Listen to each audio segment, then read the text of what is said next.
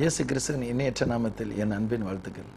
பிரியமானவர்களே, இன்றைய நாள் நான் எடுத்துக்கொண்ட ஒரு வேத பகுதி லூக்காஸ் எழுதிய நற்செய்தி 7ஆம் அதிகாரம் 47வது வசனம். ஆதலால் நான் உனக்கு சொல்லுகிறேன், இவள் செய்த அநேக பாவங்கள் மன்னிக்கப்பட்டது, இவள் மிகவும் அன்பு கூர்ந்தாலே எவனுக்கு கொஞ்சம் மன்னிக்கப்படுகிறதோ அவன் கொஞ்சமாய் அன்பு கூறுகிறான் என்று சொல்லி. பிரியமானவர்களே, இந்த வேத பகுதியில இயேசு மரியாளை பார்த்து சொல்லுகிறார். தன் பாதத்திலே வந்து அமர்ந்து அந்த பாதங்களை தன் கண்ணீரினால் கழுவி தைலத்தினால் பூசி கூந்தலினால் தொடைத்து அவைகளை முத்தமிடுகிறார்.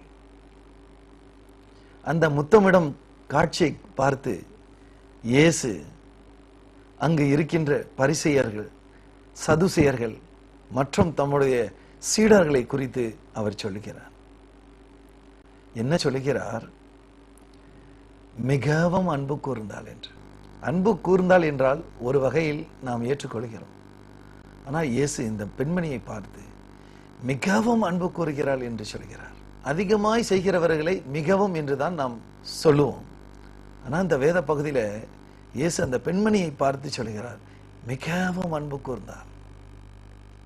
தமது சீடர்களை பார்த்து சொல்லவில்லை, தன்னோடு ஒன்றாக இணைந்து இருக்கின்றவர்களை பார்த்து சொல்லவில்லை, தம்மோடு ஊழிய பணியில் இருக்கிற பெண்மணிகளை பார்த்து சொல்லவில்லை.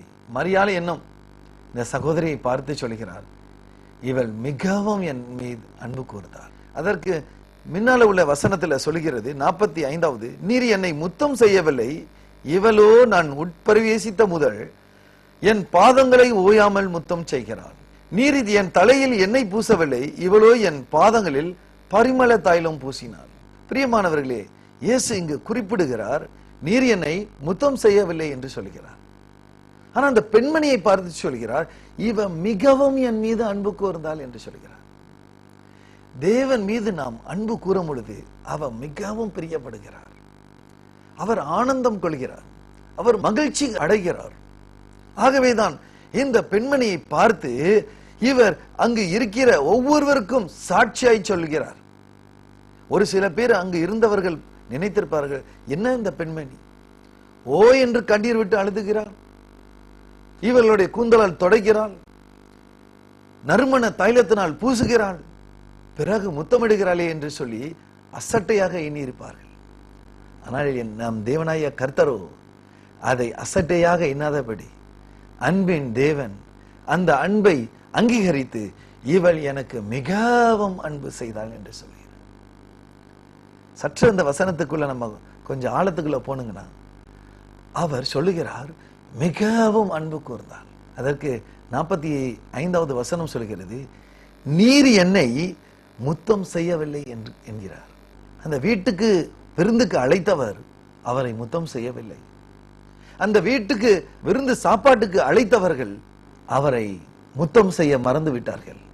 ஆனால் இந்த மரியாளோ, இந்த பெண்மணியோ ஓயாமல் முத்தம் செய்தாள் என்று வேத வசனம் சொல்லுகிறது. ஆகவேதான் நம் தேவன் அவரை முத்தம் செய்யும் பொழுது அவரை ஏறெடுக்கிறார். அவரை முத்தம் செய்யும் பொழுது அதை அங்கீகரிக்கிறார். அந்த அன்பை அவர் புறக்கணிக்காத தேவன்.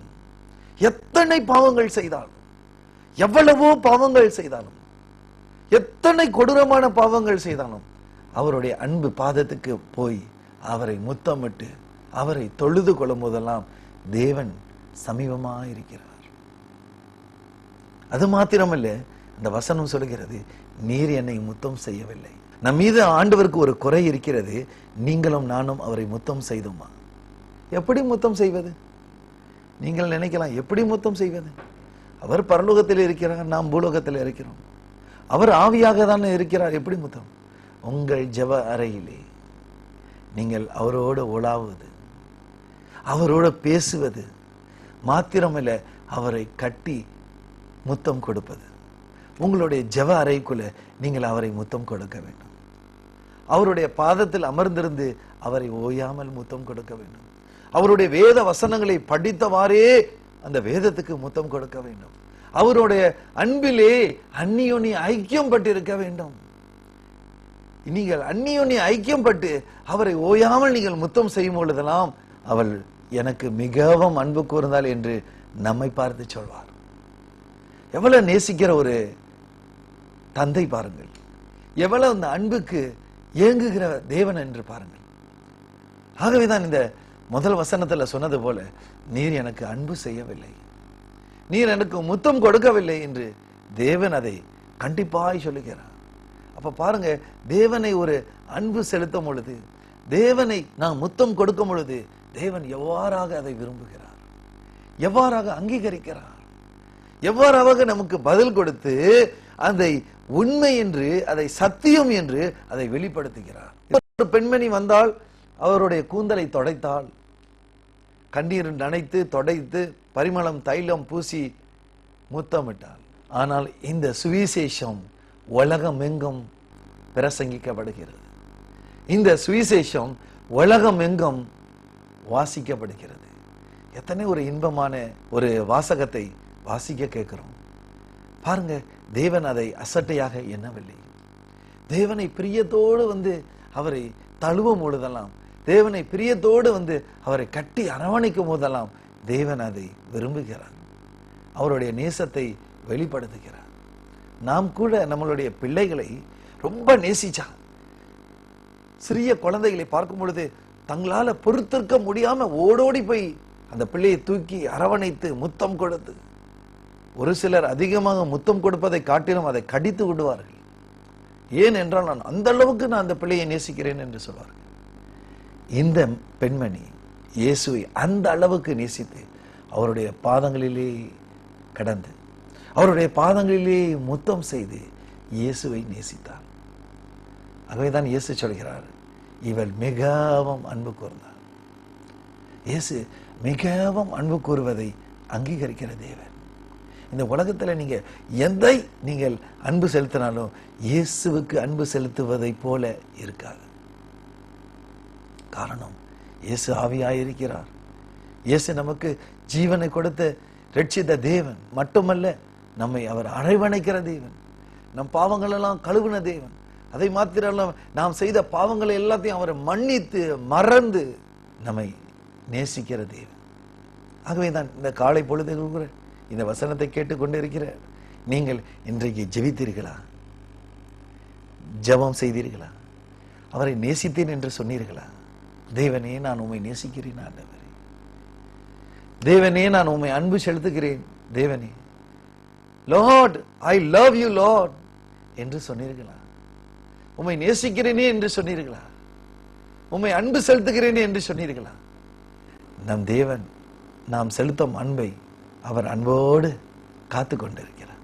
லூகாஸ் 15ஆம் அதிகாரம் 20ஆம் வசனத்திலே நீங்கள் வாசித்தால் அங்கு காண்பீர்கள்.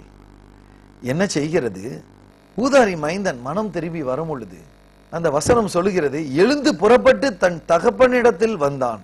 அவன் தூரத்தில் வரும்போதே அவனுடைய தகப்பன் அவனை கண்டு மனதுருகி ஓடி அவன் கழுத்தை கட்டி கொண்டு அவனை முத்தம் செய்தான். நம் தேவனும் பாருங்க, நம் மீது முத்தம் கொடுக்கிற தேவன், நம்மளை நேசிக்கிற தேவன்.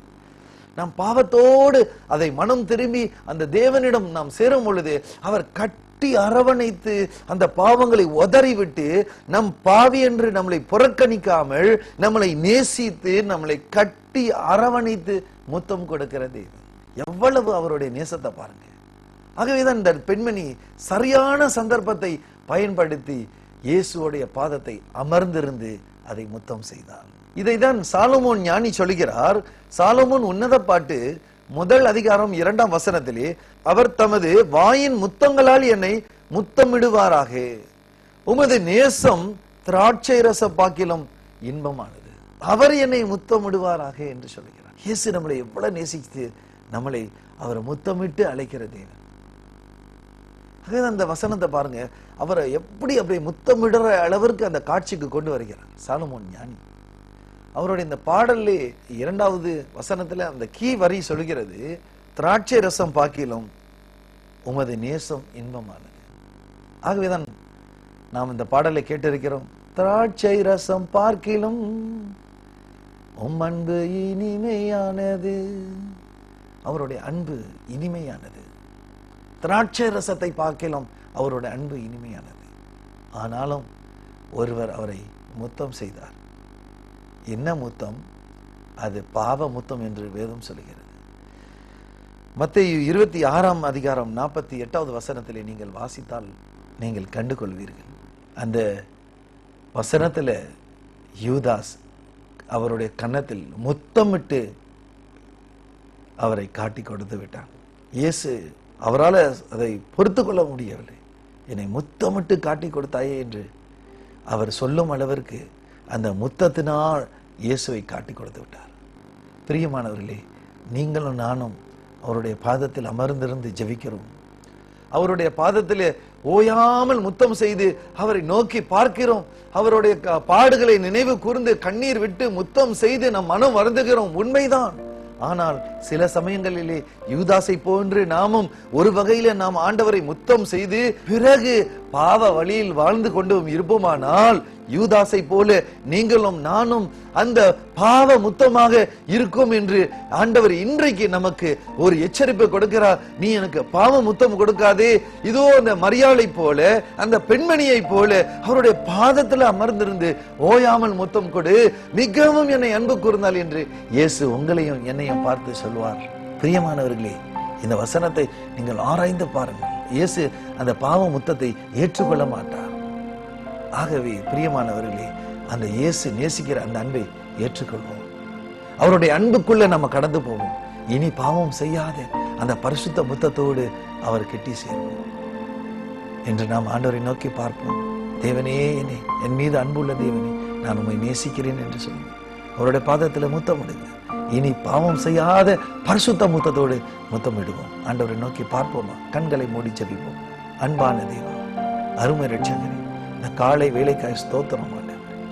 இதோ அந்த பெண்மணி உம்முடைய பாதத்தில் அமர்ந்திருந்து ஆண்டவரே இந்த நறுமண தைலத்தினால் பூசி உம்முடைய பாதங்களை ஆண்டவரே தன்னுடைய கூந்தலால் தொடைத்து கண்ணீரினால் நனைத்து உம்முடைய பாதத்தை முத்தமிட்டது போல நாங்களும் ஒவ்வொரு நாளும் உம்முடைய பாதத்தில் அமர்ந்திருந்து ஓயாமல் முத்தம் செய்ய, உம்முடைய அன்பிலே நாங்கள் ஐக்கியம் கொள்ள, அந்நியோன்யம் கொள்ள ஆண்டவரே எங்களை வழி நடத்தி எங்களை பரிசுத்தப்படுத்துகிறார்.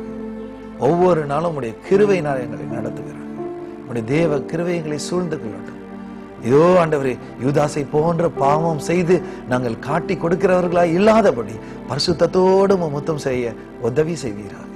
இயேசு கிறிஸ்துவின் இணையற்ற நாமத்தில் ஜெபிக்கிறோம் பிதாவே. அன்பானவர்களே, இயேசு ஜெபத்தை கேட்டார். நிச்சயம் உங்களுடைய பாவங்களை மன்னித்து உங்களுடைய அன்பை ஏற்றுக்கொள்வார். நீங்கள் இயேசுவால் தெரிந்து கொள்ளப்பட்டவர்கள், ஒருபோதும் உங்களை கைவிட மாட்டார். நீங்கள் பெற்ற ஆசீர்வாதங்களை எங்களோடு தொடர்பு கொள்ளுங்கள். கர்த்தர் உங்களை ஆசீர்வதிப்பாராக. ஆமென்.